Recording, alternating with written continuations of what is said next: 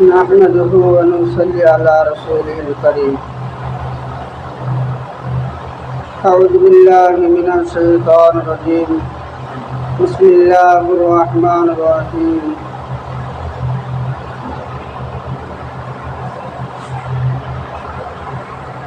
وقال الله إني معكم لئن أقمتم الصلاة وآتيتم الزكاة وآمنتم برسولي وعزرتموهم وقرضتم الله قرضا حسنا لأكفرن عنكم سيئاتكم وأدخلكم جنات تجري من تحتها الأنهار.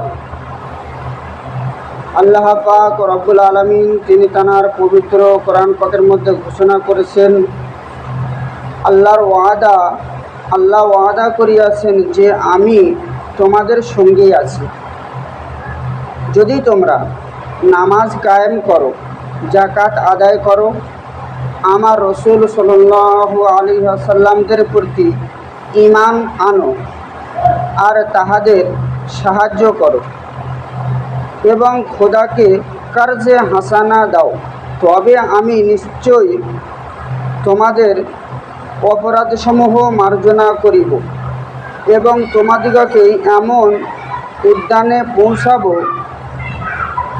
এমন উদ্যানে প্রবেশ করাইব যাহার তলদেশে প্রবাহিত হইতেছে ছোট্ট ছোট্ট নদীসমূহ।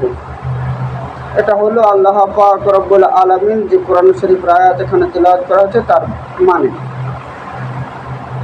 এখন আমাদের যেটা মেন কাজ নামাজ, আমরা যদি পরকালে নাজাত পেতে চাই তাহলে কি করতে হবে? যে 5টা হুকুম ফরজ করে দিয়েছে আল্লাহ পাক রব্বুল আলামিন, সেগুলো আমাদেরকে যথাযথভাবে আদায় করতে হবে। তার মধ্যে সর্বপ্রথম আসছে নামাজ, দ্বিতীয়তে আসছে নামাজ আমাদেরকে আদায় করতে হবে। কোনো রকমভাবে শরীয়তের কোনো হুকুমের প্রতি কোনো অজুহাত চলবে না। আল্লাহ যেটা হুকুম করেছে সেটা সেইভাবে আমাদেরকে আদায় করতে হবে। তাফসীরে দুররে মনসুরে বর্ণনা করা হয়েছে, তাফসীরের বহু কিতাব আছে, তার মধ্যে একটা কিতাব হলো দুররে মনসুর। হযরতে হুযায়ফা রাদিয়াল্লাহু তাআলা আনহু ইনি বর্ণনা করেন যে রাসূলুল্লাহ সাল্লাল্লাহু আলাইহি ওয়াসাল্লাম যখন কোনো মুসিবতে বা কঠিন বিপদের সম্মুখীন হতেন তখন তিনি নফল নামাজ আদায় করতেন। এই আয়াতের ব্যাখ্যায় আরও বলা হয়েছে যে হুজুর সাল্লাল্লাহু আলাইহি সাল্লামের কন্যা উম্মে কুলসুম রাদিয়াল্লাহু তাআলা আনহা, এনার স্বামী হযরতে আব্দুর রহমান রাদিয়াল্লাহু তাআলা আনহুর অত্যন্ত শরীর খারাপ হয়েছিল, মানে কঠিন রোগে আক্রান্ত হয়েছিল। এমন অবস্থা হয়ে গিয়েছিল যে তিনি সমস্ত মদিনার মানুষগুলো মনে করেছিল যে মারা গেছে। এমত অবস্থায় হুজুর সাল্লাল্লাহু আলাইহি সাল্লামের কন্যা উম্মে কুলসুম ইনি এনার স্বামী আব্দুর রহমান রাদিয়াল্লাহু তাআলা আনহুর বিছানা থেকে উঠে গেলেন, গিয়ে ওযু করে 2 রাকাত নফল নামাজ আদায় করেছিলেন। নফল নামাজ আদায় করার পরেই আল্লাহ পাক রব্বুল আলামিনের দরবারে 2টো হাত তুলে কাকুতি মিনতি অনুনয় বিনয়ের সাথে তাঁর স্বামী হযরতে আব্দুর রহমান রাদিয়াল্লাহু তাআলা আনহুর রোগ মুক্তি বা শাফায়াতের জন্য তিনি দোয়া করেছিলেন। তো সেই দোয়া করার ফলে তাঁর স্বামী সেই রোগ থেকে সুস্থ হয়েছিল। এর দ্বারা এটাই বোঝা যায় যে আমরা যখন কোনো কঠিন বিপদের সম্মুখীন হব তখন আমরা নামাজ পড়ে আল্লাহ পাক রব্বুল আলামিনের দরবারে 2টো করে হাত তুলে চাইব, কারণ তিনি রোগ দিতে পারে, তিনি শেফাও দিতে পারেন, তিনি বিপদ আপদ মুসিবত দিতে পারেন, আবার তিনি মুসিবত থেকে আবার তিনি নাজাতও দিতে পারেন। সেজন্য আমাদের জানা উচিত যখন যা প্রয়োজন হবে সেটা আমাদের আল্লাহর কাছে চাওয়া দরকার বা উচিত। এটা আমি কিতাবের নাম বললাম, তফসিরের কিতাবের মধ্যে লিখেছেন।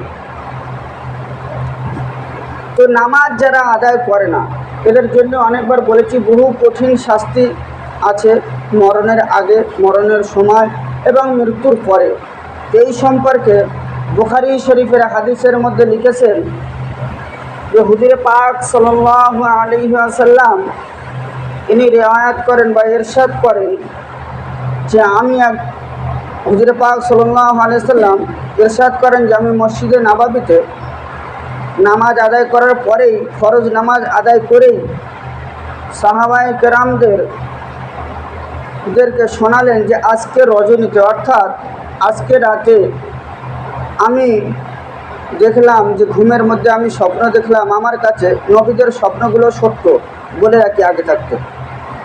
তো দুজন ফেরেশতা আমার কাছে এসেছেন, আসার বাদেই দুজন ফেরেশতা আমাকে নিয়ে পথ চলা শুরু করলেন। আমি তাদের সঙ্গে চলতে লাগলাম। বেশ কিছুটা যাওয়ার পরে প্রতিমধ্যে, অর্থাৎ রাস্তার মধ্যে দেখতে পেলাম একজন ব্যক্তি, তিনি শায়িত অবস্থায় আছে, অর্থাৎ শুয়ে আছে। মাথার ধারে একজন ব্যক্তি বড় ভারী পাথর নিয়ে দাঁড়িয়ে আছে। তো এই অবস্থা আমি যখন দেখলাম, তারপরে কি দেখলাম, রাসূলুল্লাহ সাল্লাল্লাহু আলাইহি ওয়াসাল্লাম বলেন যে আমি তারপরে লক্ষ্য করে দেখলাম ওই ভারী পাথরটা যে ব্যক্তি শায়িত আছে ওনার মাথায় আঘাত করা হচ্ছে। যখন মাথায় সজোরে মারা হচ্ছে, মাথাটা চূর্ণ বিচূর্ণ হয়ে যাচ্ছে। শুধু তাই না, ওই পাথরটা বুকে পিঠে লেগে অনেক দূরে চলে যাচ্ছে। আবার ওই যে ব্যক্তি পাথরটা মেরেছে, ওই ব্যক্তি আবার ওই পাথরটা আনার জন্য যখন চলে গেল, তখন ওই পাথরটা এনে ওই শায়িত ব্যক্তির মাথার ধারে না আস্তে আস্তে আবার ইতিপূর্বে যেমন ছিল সুস্থ, তেমনই হয়ে যাচ্ছে।